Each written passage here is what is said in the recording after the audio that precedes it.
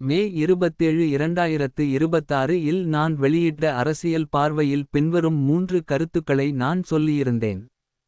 கொள்கை பிடிமானம் இல்லாத அதிமுக இனி கரையாமல் நிற்பது கடினம். இளைஞர்கள், மகளிர், மாணவர்களை நோக்கி திராவிட அரசியலை வலுப்படுத்தும் திமுக. இரண்டே இரண்டு கட்சிகளுக்கு இடையே தான் போட்டி. இனி இது உண்மையாகலாம். நான் மேற்படியாக சொன்னது உண்மைதான் என்று எண்ணக்கூடிய அளவிற்கு 5 நாட்களில் பின்வரும் செய்திகள் வந்துள்ளன. திமுக முன்னெடுத்துள்ள ஜென் Z சந்திப்பு நிகழ்ச்சி தமிழகம் முழுவதும் நடத்தப்படவுள்ளதாக அறிவாலய வட்டாரங்கள் தெரிவிக்கின்றன. இளம் தலைமுறையின் வாக்குகளால் தாவேக ஆட்சியமைந்ததாக தொடர்ந்து கூறிவந்த திமுக தற்போது இளைஞர்களை கவர கூடுதலாக கவனம் செலுத்தி வருகிறது. மேலும் இளைஞர் அணியின் செயல்பாடுகள் மற்றும் உறுப்பினர் சேர்க்கையை தீவிரப்படுத்தவும் உதயநிதி அறிவுறுத்தியுள்ளார். முன்னாள் அமைச்சர்கள், முன்னாள் எம்எல்ஏக்கள், முன்னாள் நிர்வாகிகள் என 300க்கும் மேற்பட்ட அதிமுகவினர் கூண்டோடு விலகி தாவேகாவில் இணைந்துள்ளனர். போட்டி போட்டுக்கொண்டு அதிமுகவினர் தாவேகாவில் இணைத்து வருகின்றனர். நாம் கூறிய 5 நாட்களுக்கு உள்ளாகவே நமது கருத்து உண்மையாக தொடங்கி விட்டதா என்று வியப்பு ஏற்படுகிறது. வாருங்கள் இது பற்றி இன்னும் விரிவாக அலசுவோம். யூடியூப் ஷார்ட்ஸ், ஃபேஸ்புக் ரீல்ஸ் பார்க்க கூடியவர்கள் இணைக்கப்பட்டுள்ள யூடியூப் வீடியோ இணைப்பு முகவரியில் முழு வீடியோ காணுங்கள். வணக்கம் அன்பர்களே, நான் என்றும் அன்புடன் உங்கள் அன்பு விடியல் குகன். இது எனது அரசியல் பார்வை.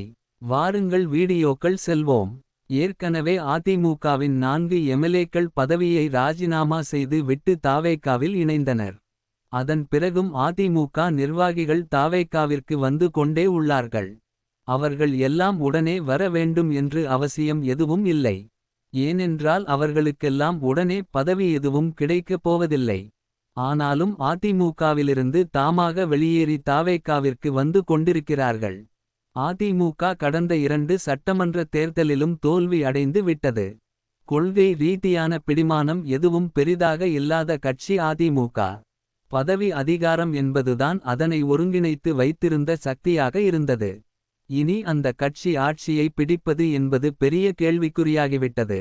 ஏனென்றால் அதனை விட வலுவான கட்சியாக திமுக இருக்கிறது. தாவேகா தற்போது ஒரு வலுவான பெரிய கட்சியாக உருவாகி வருகிறது. எம்ஜிஆரை விஜய் வடிவில் தற்போது தாங்கள் பார்ப்பதாக கூறி அதிமுகவில் இருந்து தாவேகாவுக்கு சென்று கொண்டிருக்கிறார்கள். எம்ஜிஆருக்கு பட்டியல் இன மக்களின் ஆதரவு வலுவாக இருந்து வந்தது. தற்போது விஜய் பட்டியலின மக்களுக்கு மிகவும் ஆதரவானவர் என்ற ஒரு பிம்பம் ஏற்பட்டுள்ளது. ஆதலால் எம்ஜிஆர் வாக்கு வங்கி விஜய் பக்கம் திரும்பிச் சென்றுள்ளது. அதுதான் தேர்தலிலேயே வலுவாக பிரதிபலித்துள்ளது. ஆதலால் எம்ஜிஆர் ரசிகர்களாக இருந்த அடித்தட்டு மக்கள் ஏற்கனவே தாவேகா பக்கம் நகரத் தொடங்கி விட்டார்கள். கட்சி நிர்வாகிகளும் பொறுப்பாளர்களும் தற்போது படிப்படியாக நகரத் தொடங்கியுள்ளார்கள். ஆதலால் அதிமுகவின் பெரும்பகுதி தாவேகாக்குள் கரைந்து விடக்கூடும் என்று கருது தக்க வகையில் காட்சிகள் நகர்ந்து கொண்டிருக்கின்றன. நம்பிக்கை வாக்கெடுப்பில் 25 அதிமுக எம்எல்ஏக்கள் தாவேகாவை ஆதரித்தார்கள். பதவி பறிக்கப்படும் என்ற பயத்தை காட்டி எடப்பாடியார் அவர்களின் பெரும்பகுதியை தங்கள் பக்கம் ஈர்த்துவிட்டார். பதவியை காப்பாற்றிக் கொள்வதற்காக அவர்கள் திரும்ப வந்துள்ளார்கள். ஆதலால் அதிமுகவின் விசுவாசம், பற்று என்பதெல்லாம் ஏற்கனவே இல்லாமல் போய்விட்டது என்பது மேற்படியான செயலில் இருந்தே வெளிப்படக்கூடியதாகும். அதிமுக கட்சியின் மீது கொண்டுள்ள பற்றினால், எடப்பாடியார் மீது கொண்டுள்ள விசுவாசத்தினால் கட்சி பொறுப்பாளர்கள் எம்எல்ஏக்கள் அதிமுகவில் தொடர்ந்து இருக்கவில்லை. ஆட்சி அதிகாரத்தை விரும்பியே அதிமுகவில் இருக்கிறார்கள். ஆனால் அவ்வாறு இருக்கக்கூடியவர்களை அது இல்லாமல் அதிமுகவில் நீண்ட காலம் இருக்க செய்வது கடினமே. நீண்ட காலத்திற்கு ஆட்சி அதிகாரத்திற்கும் வெளியில் இருக்க வேண்டிய நிலை ஏற்பட்டு விட்டதால் ஆட்சி அதிகாரத்தின் அருகில் சென்று விட வேண்டும் என்ற வேகம் கட்சியின் நிர்வாகிகள் இடம் நிறைய இருக்கின்றன. கடந்த 2 தேர்தலாக செலவழித்து இருந்ததை எல்லாம் இழந்து நிற்கிறார்கள். இனி ஏதாவது ஒரு ஆட்சி அதிகாரத்திடம் சென்று ஒட்டிக்கொண்டால்தான் தங்களால் மீள முடியும் என்ற நிர்பந்தத்தில் இருக்கிறார்கள். ஆதலால் அவர்களின் ஓட்டதை பயத்தை காட்டி நீண்ட நாளைக்கு நிறுத்தி வைக்க முடியாது. தாவேகா இடைத்தேர்தலில் அறுதி பெரும்பான்மை பெறுவதற்கான வாய்ப்பு ஏற்படுமானால் 5 ஆண்டுகள் நீட்டித்திருக்கக்கூடிய வாய்ப்பு தெளிவாக தெரியுமானால் அதிமுகவில் இருந்து தாவேகாவிற்கு நகரும் போக்கு வேகம் எடுக்கும். ஏனென்றால் அதிமுக மீண்டு வந்து ஆட்சி அதிகாரத்தை கைப்பற்றுவதற்கான வாய்ப்பு என்பது மங்கி விட்டது என்று அவர்கள் கருதத் தொடங்கி விட்டார்கள்.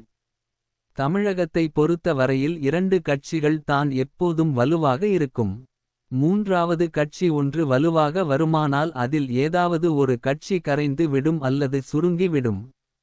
முதலில் காங்கிரசும் கம்யூனிஸ்ட்களும் தமிழகத்தில் வலுவாக இருந்தார்கள்.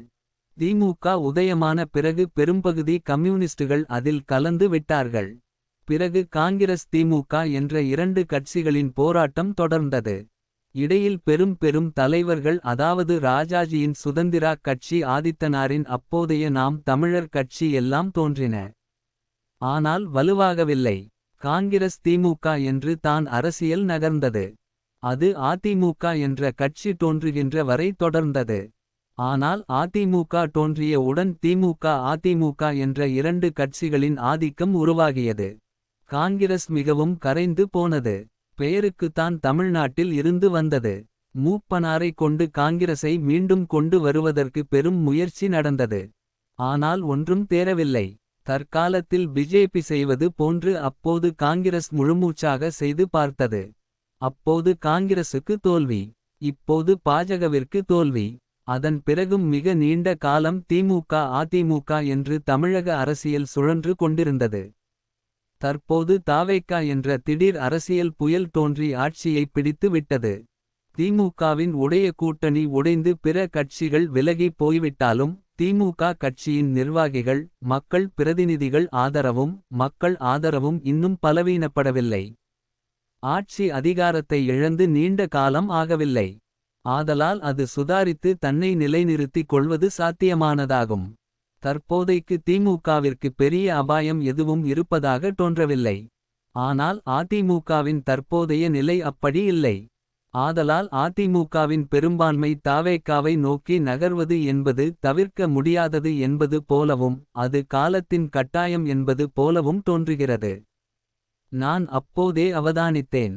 ஸ்டாலின் அவர்கள் உதவித் தொகை வழங்குவதின் மூலம் மக்களை பயனாளி ஆக்குவதற்கு மிகுந்த முக்கியத்துவம் கொடுத்து வருகின்றார். ஆனால் புதிய இளைஞர்களை திராவிட கொள்கையின்பால் அரசியல் படுத்த போதிய கவனம் செலுத்தவில்லை என்று நான் கருதினேன். திராவிட மாடல் என்று சொல்லப்பட்டதே தவிர அது என்ன ஏது என்று விரிவாக இளைஞர்கள் கூட்டங்களை கூட்டி கொள்கைகளை சொல்லி கொள்கையின்பால் உறுதிமிக்க இளைஞர்களாக அரசியல்படுத்த முயலவில்லை என்று எண்ணினேன். அதற்கான முயற்சியாக சோசியல் மீடியா வழியாக சுப வீரபாண்டியன் மதிவதனி அருள்மொழி ராஜா போன்றோர்களின் கொஞ்சம் வீடியோக்கள் தான் போய்கொண்டிருந்தன. ஆனால் இளைஞர்கள் மாநாடு கருத்தரங்கம் பேச்சரங்கம் என்று திராவிட கருத்துருவாக்கத்தை ஏற்படுத்துவதற்கு பெரும் முயற்சி மேற்கொள்ளப்படாமல் இருந்தது. திமுகவின் வயதான ஒரு பகுதியினர் ஓரளவு கொள்கை ரீதியாகவும் வயது குறைந்த இளைஞர்கள் திமுக பின்னணி காரணமாகவும் திமுகவில் இருந்து வந்தனர். விஜய் போன்றவர்கள் அரசியல் வெளிக்கு வரும்போது கொள்கை பிடிமானம் இல்லாத இளைஞர்கள் அவரை நோக்கி நகர்வது என்பது எளிதானது. திமுகவின் இளைஞர்களும் நகர்ந்து இருக்க வாய்ப்பு உள்ளது. ஆனால் அது அதிமுக அளவிற்கு இருந்திருக்காது என்று வேண்டுமானால் சொல்லலாம். ஏனென்றால் திமுக ஆட்சி அதிகாரத்தில் இருந்தது. இதுதான் தற்போதைய தமிழக அரசியல் நிலை. அதிமுக கரைந்து விடுமா? திமுக தக்க வைத்து கொள்ளுமா? தாவேகா வலுப்படுமா என்பதுதான் தற்போது எழக்கூடிய கேள்விகளாக உள்ளன. இரண்டு கட்சிகளுக்கு இடையே தான் போட்டி என்று தேர்தல் காலத்தில் விஜய் அவர்கள் சொன்னது இனி உண்மையாக கூடுமோ என்று கேள்வி எழக்கூடிய சூழல் உருவாகிவிட்டது. தமிழக அரசியல் களம் ஒரு புதிய காலகட்டத்திற்கு நகர்ந்து கொண்டு இருக்கிறது என்பது மட்டும் தெளிவாக தெரிகிறது. பார்ப்போம் என்ன நடக்கப் போகிறது என்று. இனி அடுத்த காணொளியில் சந்திப்போம். அதுவரை வணக்கம் கூறி விடை பெறுவது என்றும் அன்புடன் உங்கள் அன்பன் விடியல் குகன். இறுதிவரை காணொளியை பார்த்ததற்கு மிக்க நன்றி. வணக்கம்.